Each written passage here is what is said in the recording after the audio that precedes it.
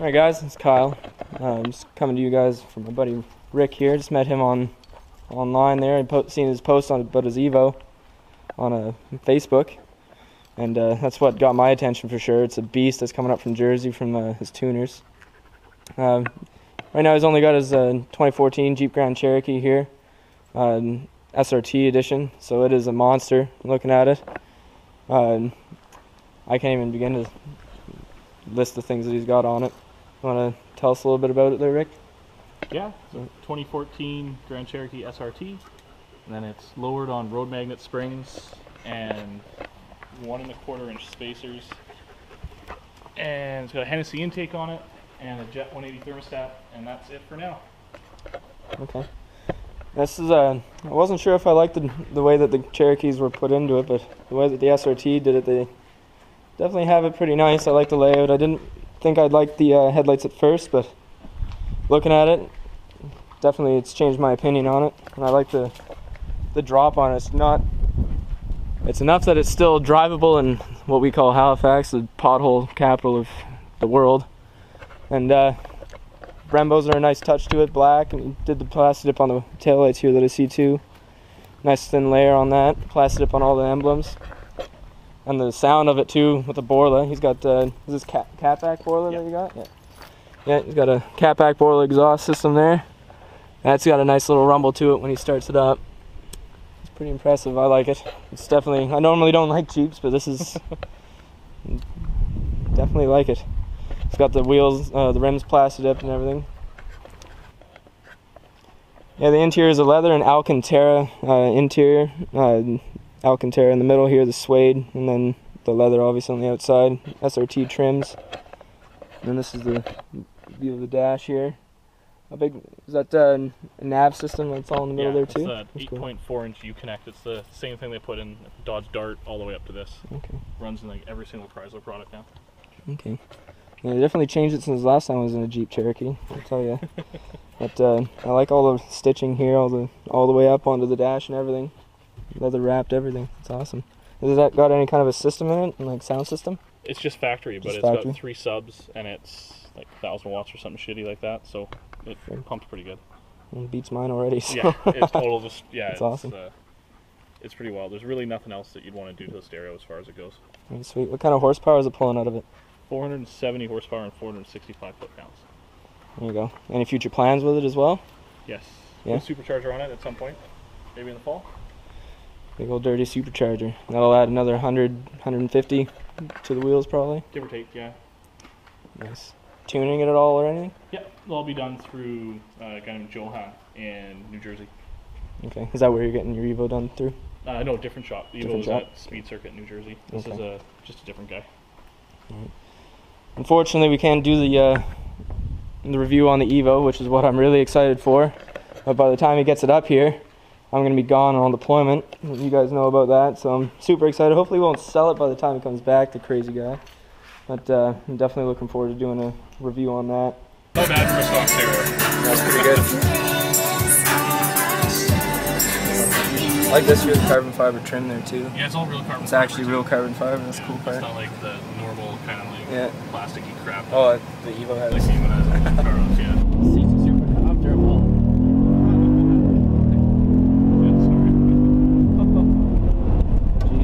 Pulling through too. Oh yeah, so the traction shit's nice and smooth. Kicked in there for a second too, so that's why I kind of died for a moment. What was that? The traction control, yeah, I actually really? broke all 4 tires loose. Oh. That's awesome. Super responsive there, definitely. Yeah, so it's kind of like with the Evo, how you've got like different modes for your transmission. Yeah. The SST, same kind of thing, so you got like auto, sport, and track. Yeah. And it does the same thing, firms up your shifts. It affects its electronically adjustable damper suspension, so as you adjust these, it makes the suspension more stiff and reactive, and then it makes your pedal feel a bit quicker, and then traction control is changed around or disabled completely, and it's got paddle shifts and 8-speed automatics, so you've got paddle shifts as well, just like any other sports car. That's what I like about it too, because you can still get the sports feel out of it, instead of just tromping your foot down, you can still get the... Yeah, it doesn't shift quite as fast as a dual clutch, but for an automatic, like for a slush box, the thing is just pretty fucking quick. Yeah, I was surprised when it picked up and still went. And then choose your adaptive cruise and all that stuff. Yeah, exactly. Yeah. And then so this is even like SRT apps in here too. Okay.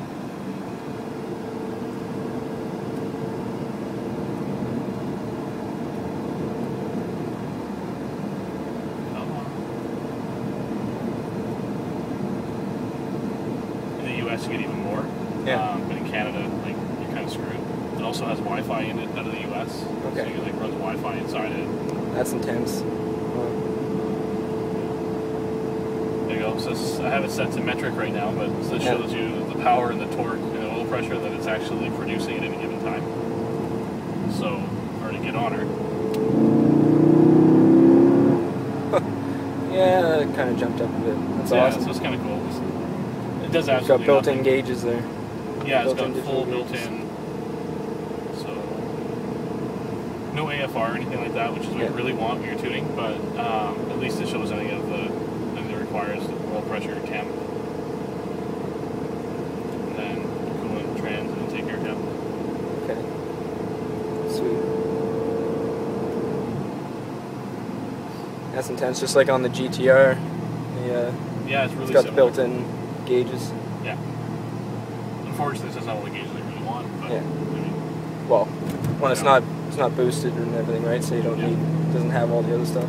Exactly. So I'll probably end up, once I boost it, I'll probably take out my little sunglass case here. Yeah. And I'll wind up putting 3 gauges there probably. Okay. For just boost, oil pressure, and airflow ratio. Oh yeah, that's awesome. I like the looks of the dash too. It's clean, not cluttered. And that's the thing that I like about it, because a lot of things Dodge and everything does, they just put so much in the center console.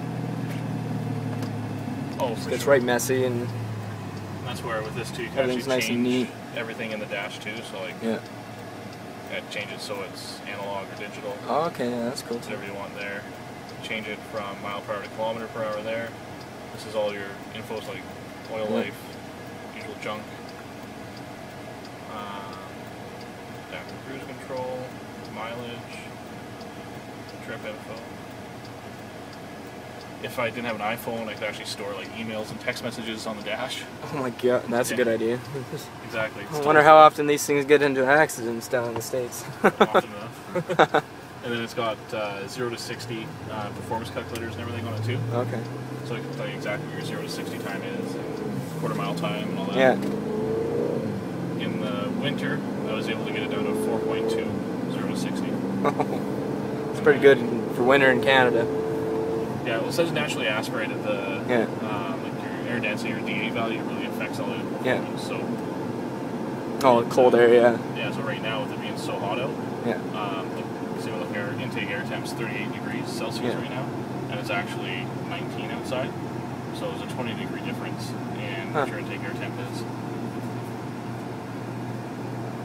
So yeah, so it's kind of crazy in that aspect. Yeah, I'm definitely digging this. I like the sunroof too, huge sunroof in it. Yeah, it's a big full big panoramic. There's the utility end, like all the seats full, totally flat.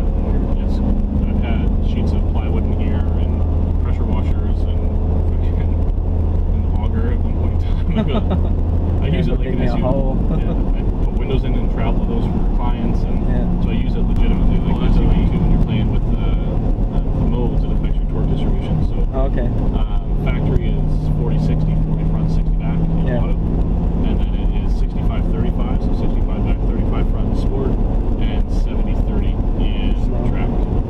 And then snow is 50-50, and towing is 50-50, but it actually reduces the power of the motor. Yeah. And gives it more low-end torque for it.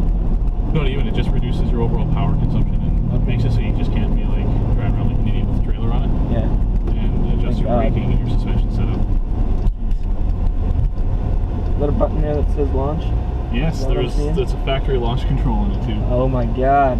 And it's adjustable as well from 2,000 to 3,000 RPM by turning that dial.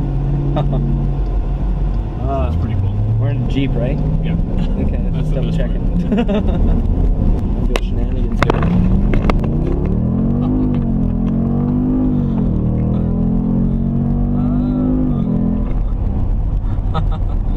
wish I had the camera on me there.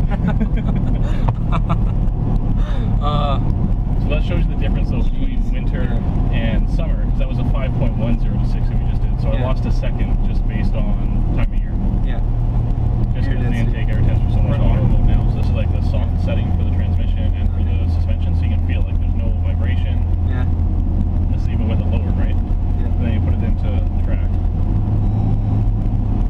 Okay, you can then like every bump in the road kind of, you can feel it translate through now. Yeah.